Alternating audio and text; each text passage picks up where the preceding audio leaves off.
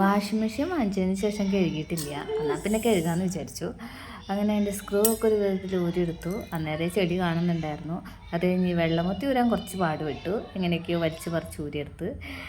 അങ്ങനെ അത് ഊരിയെടുത്തപ്പോഴാണ് അതിലെ ചെളി കണ്ടത്. ചെളി കണ്ട് നമ്മൾ ഷോക്കായിപ്പോയി.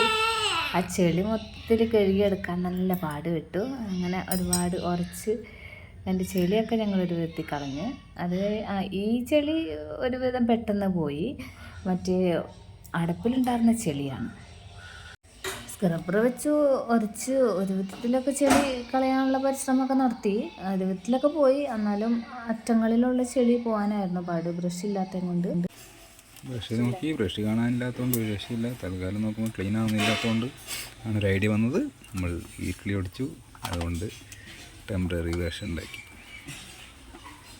സക്സസ്സായി. വൃത്തിയായില്ലേ?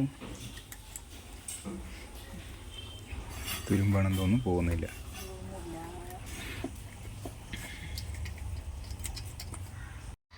അങ്ങനെ ക്ലീനിങ് പരിപാടി കഴിഞ്ഞിട്ടുണ്ട്. ഇനി അടുത്തത് ഫിക്സിങ് ആണ്. അങ്ങനെ ഈ മുത്തി വെച്ചു. അതിനുശേഷം സ്ക്രൂ ഇട്ട് ടൈറ്റാക്കി. അത് കഴിഞ്ഞ് അതിൻ്റെ ഒരു ചെറിയൊരു അടപ്പ് അത് ലോക്കാക്കി. അങ്ങനെ സക്സസ്സായി.